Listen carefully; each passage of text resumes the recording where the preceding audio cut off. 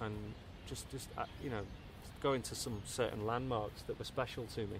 I used to like going to the cathedrals. Well, the Anglican cathedral's still there, isn't it? I went the there last year, or both 2 of years them ago. are. But the Anglican cathedral, for me, is one of the most beautiful cathedrals I've ever seen. It's enormous. It's just enormous. I go to other cathedrals that are supposed to be big cathedrals, and I'm like, no, the Anglican cathedral in Liverpool is much bigger than this. And I don't know, it's just a lot of places have special memories for me. So when I go back there, going to Chinatown, I used to train kung fu in China, near Chinatown, down Seal Street, and and that's closed down. That I went to go and walk past that dojo, and it's gone. And it's nothing's ever the same when you go back, is it? Yeah, you see it with different eyes, don't you? Yeah. But then, literally, as you're saying, like they're not all the same. But do you think the people they've retained their identity, though? I guess. No? Yeah, of course they have. Yeah, because there's still a lot of, there's still a lot of family in close families in Liverpool, and there's still the passion for the footy, and they still have the marches for the Catholics, the marches for the Protestants, and it's still all very much Liverpool, Oh, that's good. I don't mind that it's changing. I love that it's changing, and I love that it's becoming more the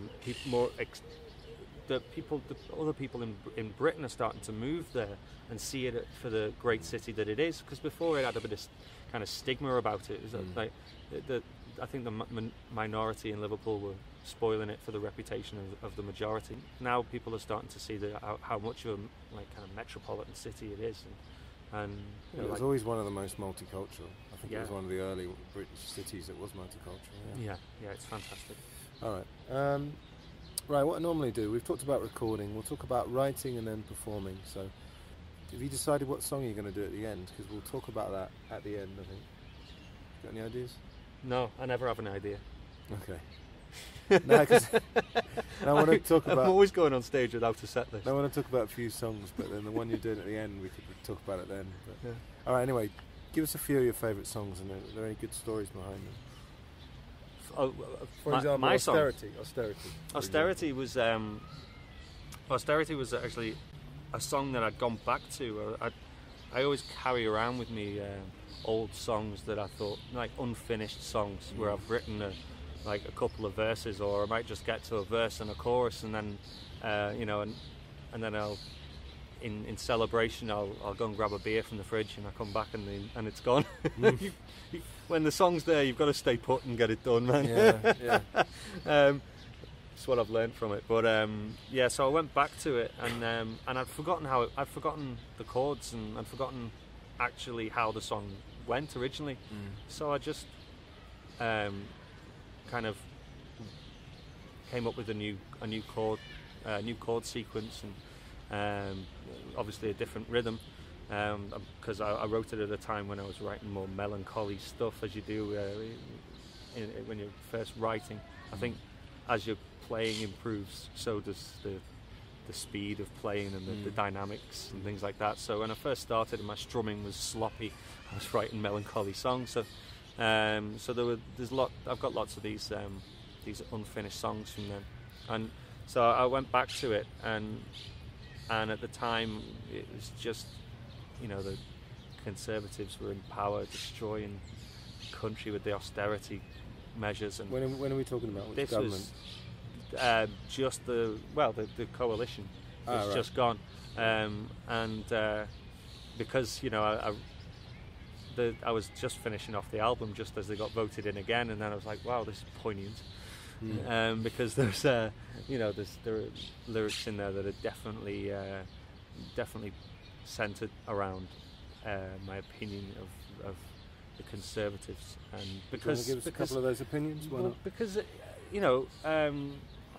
when my mum and dad moved to Southport to try and have a family and things, and buy a house, get a mortgage, that there used to be the law, and there's still, I think the law is back now, but Margaret Thatcher destroyed it during her reign of terror. But you couldn't get a mortgage that was beyond your means.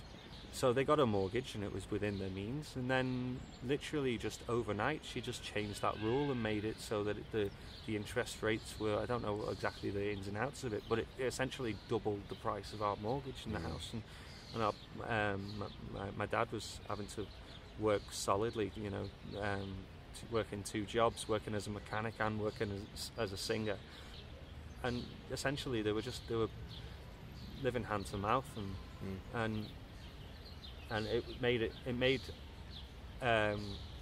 it a struggle for them to stay together. Haven't we reached a point to give us things that we wanted? I mean, look. So it meant that I grew up without a lot of things, but at the same time, I am kind of grateful for that, because I'm not a spoiled little shit. But so I don't mind not having things. As opposed to the kids now that you see walking around that are 8 years old with an iPhone, and you think, what the fuck? Yeah. Like, sort it out. That's the. Well, I mean, like materially, I grew up perfectly because I had enough. I had the basics, but I used to make my own entertainment and make up stuff.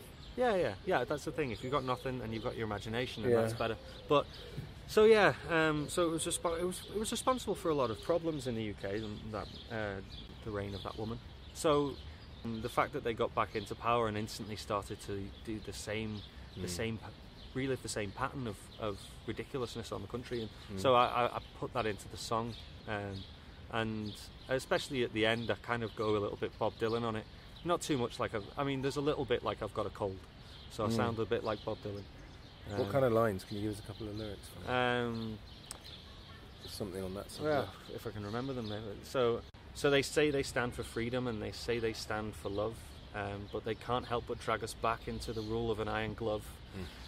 They take away our shelter, they take away our trust, and they try to take away our right to feel some wanderlust.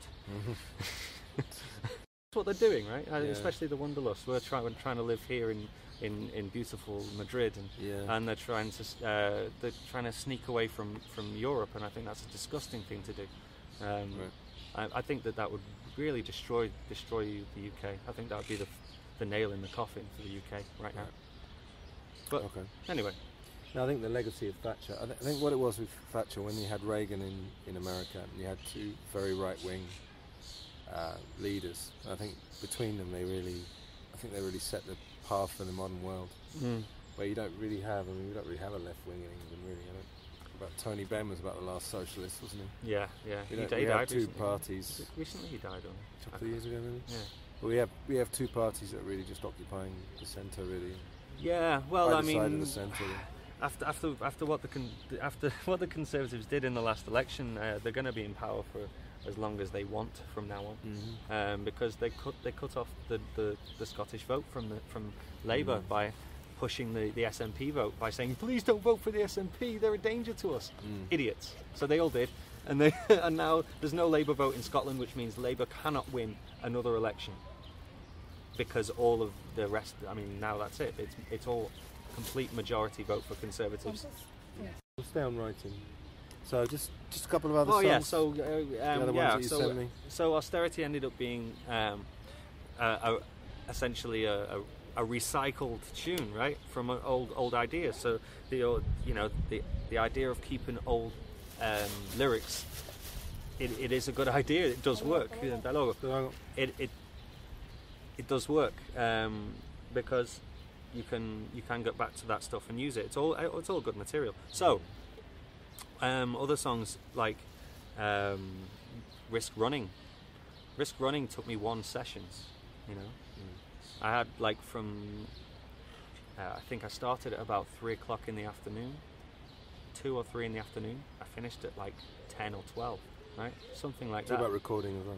Writing and recording? Yeah, because like I was saying, the Ableton Push is a game changer, and this is where it works, because I set up the track for the verse, right? And then I set up an extra line for the chorus, and I could just press a button and it goes into the verse. I press a button, it goes into the chorus. So I can just keep it looping on the verse, right? So I can just, it's so fast for as a writing tool.